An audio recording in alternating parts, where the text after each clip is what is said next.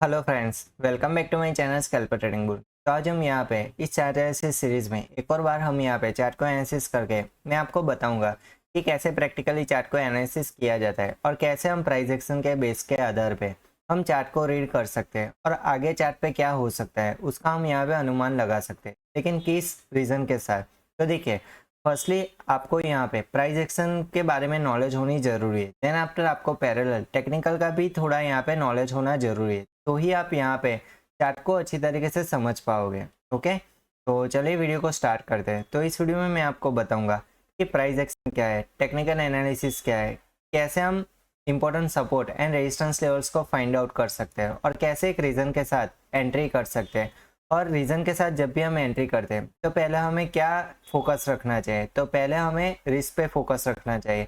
तो किस तरीके से हम रिस्क को मिनिमाइज करें और कैसे हम अपने प्रॉफिट को और भी ज़्यादा मैक्सिमाइज करें, उसके बारे में मैं यहाँ पे आपको डिटेल में एनालिसिस करके बताने वाला हूँ। तो इस वीडियो के लास्ट तक जरूर बने रहे ताकि आपको पूरा वीडियो अच्छी तरीके से समझ में आए। ओके, तो चलिए वीडियो को स्टार्ट कर दें। तो जो भी लोग इस चैनल पे नए आए हैं वो प्लीज़ इस चैनल को सब्सक्राइब कर दीजिए और साइड में दिए गए बेल आइकन को भी क्लिक कर दीजिए ताकि आपको ऐसे ही इंटरेस्टिंग एंड इन्फॉर्मेटिव वीडियोस की नोटिफिकेशन आपको जल्द से जल्द मिल सके। और वीडियो अच्छा लगे तो इस वीडियो को लाइक एंड फ्रेंड सर्कल में शेयर करना मत भूलिएगा। तो चलिए स्टार्ट करते हैं। तो फर्स्टली हम यहाँ पे जो चार्ट एनालिसिस करने वाले हैं वो है निफ्टी 50 इंडेक्स का। यहाँ पे हम चार्ट को एनालिसिस करेंगे। ओके, तो आज हम यहाँ पे इस चार्ट को एनालिसिस करके मैं आपको चार्ट एनालिसिस किस तरीके से करते हैं और चार्ट को किस तरीके से हमें रीड करना चाहिए, कैसे प्रॉपर ट्रेंड लाइन मार्क करते हैं, ट्रेंड लाइन ब्रेकआउट क्या होता है, ट्रेंड लाइन ब्रेकडाउन क्या होता है, वो सभी पॉइंट्स मैं यहाँ पे आपको बताऊंगा। साथ में यहाँ पे आपको कौन सी कैंडलस्टिक पैटर्न पे हमें ज़्यादा फोकस रखना है, कौन से टाइम फ्रेम पे हम ज़्यादा से ज़्यादा यहाँ पे क्रॉस चेक कर सकते हैं। मतलब कि मैं यहाँ पे आपको टाइम फ्रेम एनालिसिस भी बताऊंगा कि जब भी हम कोई ट्रेड्स को फाइंड आउट करते हैं तब हमें क्या देखना चाहिए। ओके, तो चलिए वीडियो को स्टार्ट करते हैं। तो यहाँ पे फर्स्टली मैं आपको चार्ट की डिटेल्स शेयर कर देता हूँ। तो यहाँ पे मैं 1 जुलाई 2025 का यहाँ पे मैं चार्ट एनालिसिस करने वाला हूँ। ओके, और जो है निफ्टी 50 इंडेक्स का चार्ट। क्लियर। तो यहाँ पे जो चार्ट मैं एनालिसिस करूँगा उसको मैं यहाँ पे करंट चार्ट की तरह मैं यहाँ पे उसको ट्रीट करूँगा।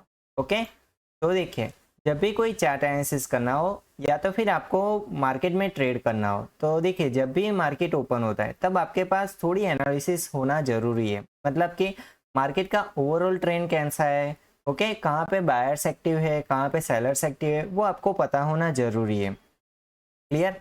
और आपको किस कैंडलस्टिक पैटर्न को टारगेट बनाना है वो भी आपको यहाँ पे डिसिप्लिन होना जरूरी है कि अगर आप फोमो में आके अगर आप अपने सेटअप पे काम नहीं कर रहे तो पहले आपको अपनी डिसिप्लिन को डेवलप करना होगा, तो ही आप यहाँ पे डिसिप्लिन के साथ ट्रेड कर सकोगे और अपने रूल्स को फॉलो कर सकोगे। ओके, तो देखिए यहाँ पे फर्स्ट में आपको किस तरीके से बायर्स एंड सेलर्स के लेवल्स को आइडेंटिफाई करते हैं वो मैं पहले यहाँ पे आपको सिंपल इजी तरीके से मैं आपको बताने वाला हूँ। क्लियर।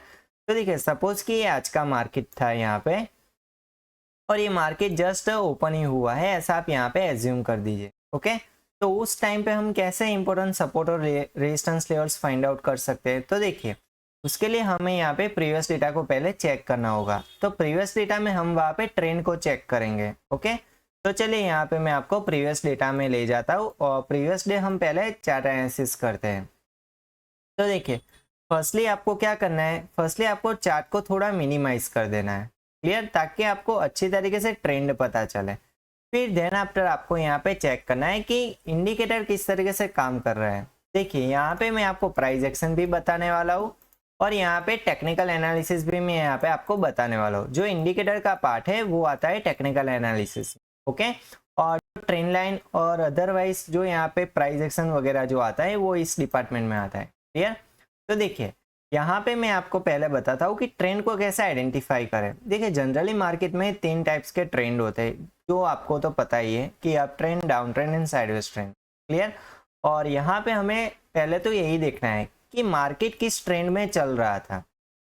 तो देखिए यहाँ पे सिंपल हमने जो इंडिकेटर लगा दिया है तो उससे हमें समझने में आसानी होगी, इसीलिए हम यहाँ पे इंडिकेटर का यूज कर रहे हैं। ओके, तो देखिए जब तक क्रॉस डाउन हुआ है, मतलब कि यहाँ पे 15 नंबर का ईएमए जो चल रहा है उसको जैसे ही 9 नंबर का ईएमए कट कर रहा है तो वहां पे हमें समझ लेना है कि वहां पे नेगेटिव ट्रेंड चल रहा है। ओके, जब तक यहाँ पे दोबारा से क्रॉस ओवर ना हो, मतलब कि 15 नंबर का ईएमए को 9 नंबर का EMA down to top cross ना करे, तब तक हमें समझना है कि नेगेटिव ट्रेंड ही है। और जब ऐसा क्रॉस हो जाए तब वहां पे हमें समझना है कि ये पॉजिटिव ट्रेंड में कन्वर्ट हो चुका है, मतलब कि अप ट्रेंड में कन्वर्ट हो चुका है। ओके, तो देखिए यहाँ पे मैं मोस्ट इंपॉर्टेंट लर्निंग आपको बताने वाला हूँ। सपोज कि ये एक ईएमए लाइन है, ठीक है, ये है 15 नंबर का ईएमए, देन आफ्टर ये है 9 नंबर का ईएमए। तो देखिए सपोज कि मैं यहाँ पे कलर चेंज कर देता हूँ ताकि आपको यहाँ पे समझने में आसानी हो। देखिए इस तरीके से प्राइस यहाँ पे चल रहा था, क्लियर।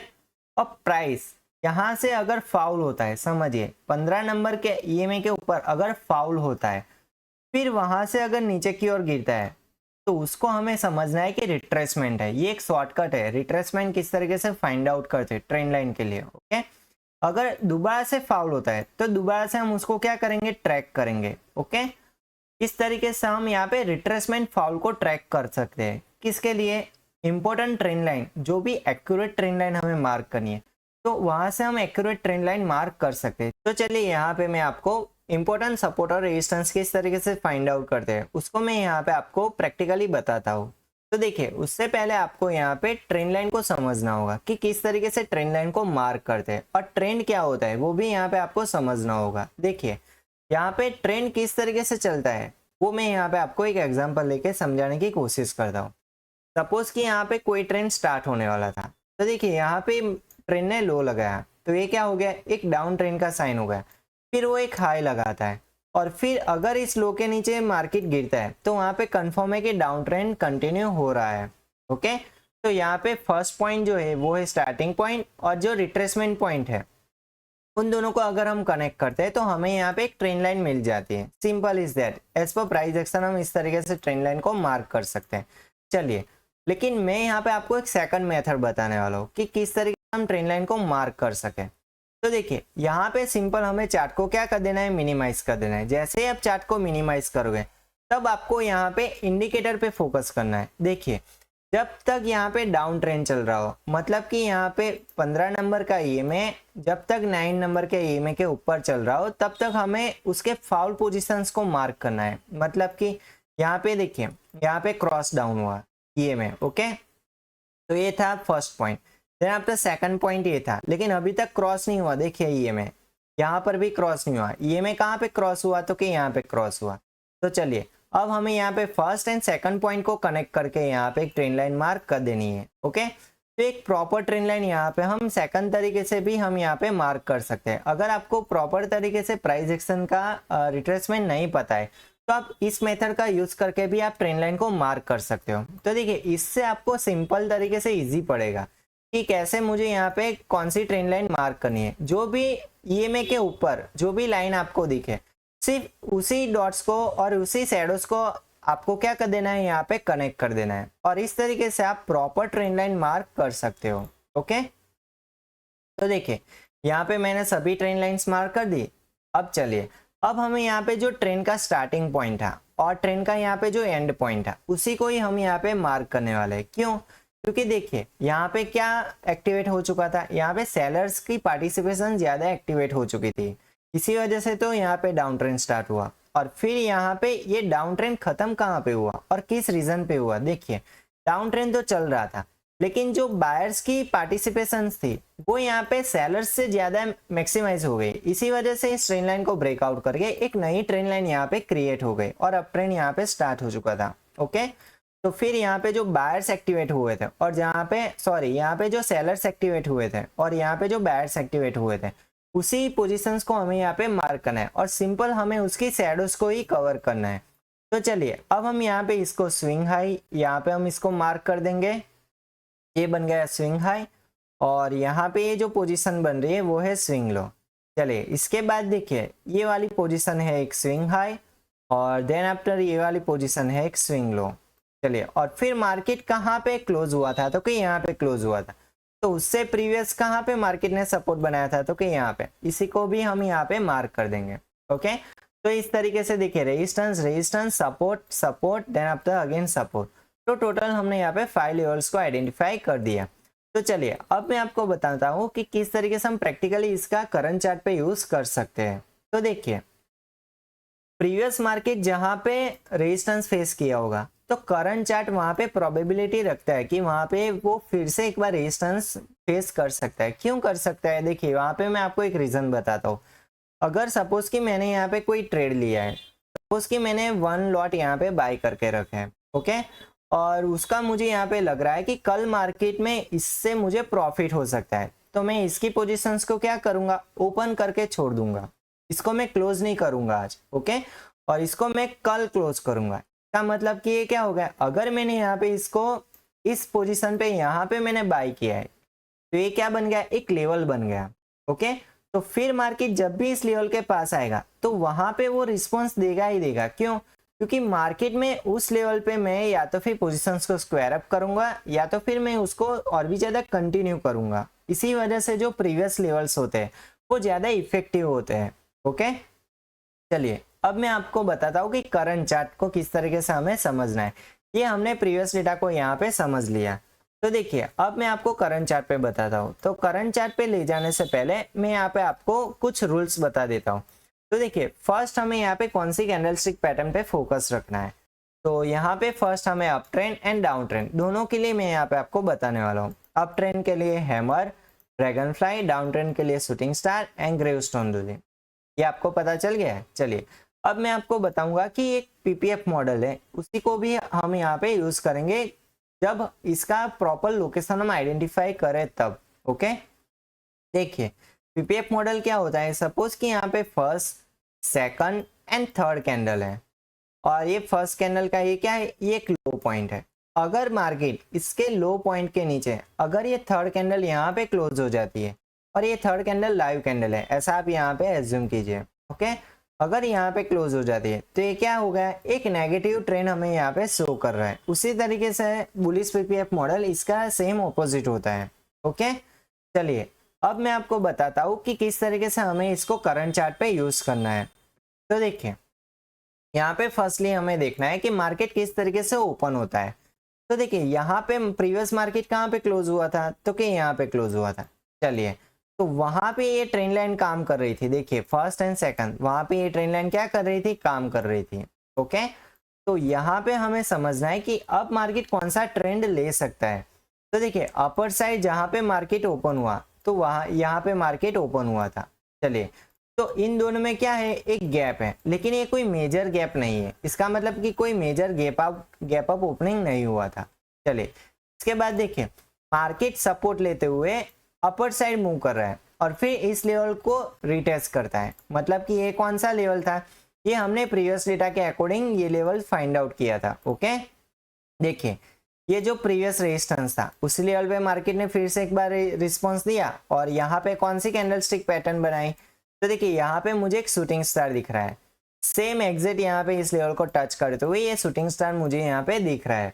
तो इसी शूटिंग स्टार पे हम यहाँ पे एज पर प्राइस एक्शन हम यहाँ पे एक एंट्री प्लान कर सकते हैं। ये हमारे पास एक रीजन हो गया, देखिए इस लेवल पे हमारे पास एक रीजन हो गया कि यहाँ पे इस लेवल को टच करते हुए ये शूटिंग स्टार बन रही है। तो इसके नेक्स्ट कैंडल पे हम यहाँ पे एक एंट्री प्लान कर सकते हैं। चलिए मैं यहाँ पे आपको रेशियो के जरिए यहाँ पे मैं आपको समझाता हूँ। सपोज कि इसके नेक्स्ट कैंडल पे अगर हम एंट्री प्लान करते हैं तो स्टॉप लॉस कहाँ पे प्लान करना था, सिंपल ये जो शूटिंग स्टार था उसके हाई का हमें यहाँ पे स्टॉप लॉस प्लान करना है और जो नियरेस्ट लेवल था उसी को ही हमें यहाँ पे टारगेट सेट कर देना है, ओके। तो इस केस में हमारा मैक्सिमम रिस्क कितना होता, 14 पॉइंट का हमारे यहाँ पे मैक्सिमम रिस्क होता और प्रॉफिट कितना होता, 35 पॉइंट का हमें यहाँ पे इजिली प्रॉफिट मिल सकता था। तो इस तरीके से सक्सेसफुली हम फर्स्ट ट्रेड प्लान कर सकते थे। चलिए अब बढ़ते हैं आगे। फिर मार्केट देखिए जैसे इस लेवल को टच करता है तो नियरेस्ट लेवल कौन सा है, तो कि ये वाला लेवल है। लेकिन ये सब नियरेस्ट लेवल है। देखिए जब भी मार्केट में कोई लेवल्स यहाँ पे नियर बाय होते हैं तब मार्केट के साइडवेज होने के चांसेस ज्यादा है, और जब मार्केट में लेवल्स के बीच में डिस्टेंस होता है तब मार्केट में मोमेंटम आने के चांसेस ज्यादा है। क्योंकि मार्केट अगर यहाँ से गिरता है तो उसका नेक्स्ट लेवल कौन सा हो सकता है, ये वाला। जब तक यहाँ तक नहीं पहुंचेगा तब तक मार्केट मोमेंटम में रह सकता है, ओके। तो इस केस में देखिए यहाँ से मार्केट गिरना स्टार्ट हुई तो कहाँ पे आके रुका, यहाँ पे आके रुका। चलिए फिर मार्केट यहाँ पे एक होल्ड कर रहा है और फिर अगर मार्केट यहाँ से गिरता है तो फिर कहाँ पे आके रुक सकता है, तो कि इस वाले लेवल पे आके रुक सकता है। क्यों? क्योंकि ये एक सपोर्ट लेवल है। देखिए ये एक प्रीवियस डेटा के अकॉर्डिंग ये एक सपोर्ट लेवल है। ओके, क्यों? क्योंकि यहाँ पे मार्केट रिस्पॉन्स दे सकता था, इसीलिए यहाँ पे मार्केट ने रिस्पॉन्स दिया है। ठीक है, लेकिन हमें यहाँ पे क्रॉस कंफर्मेशन करना है। देखिए अगर मार्केट यहाँ पे सपोर्ट ले रहा है तो उसका रीजन क्या है, तो उसका रीजन हम यहाँ पे कैंडलस्टिक पैटर्न के जरिए हम यहाँ पे इसको समझेंगे। तो पहले देखिए मार्केट यहाँ पे जिस तरीके से गिरा उस टाइम पे इस ट्रेंड लाइन को यहाँ पे ब्रेक डाउन कर दिया। ब्रेक डाउन करने के बाद मार्केट ने इस लेवल को ब्रेक डाउन किया, फिर क्या किया, यहाँ से रिट्रेसमेंट लिया। रिट्रेसमेंट लेने के बाद दोबारा से मार्केट गिरा और इस नियरेस्ट लेवल को यहाँ पे टच कर दिया।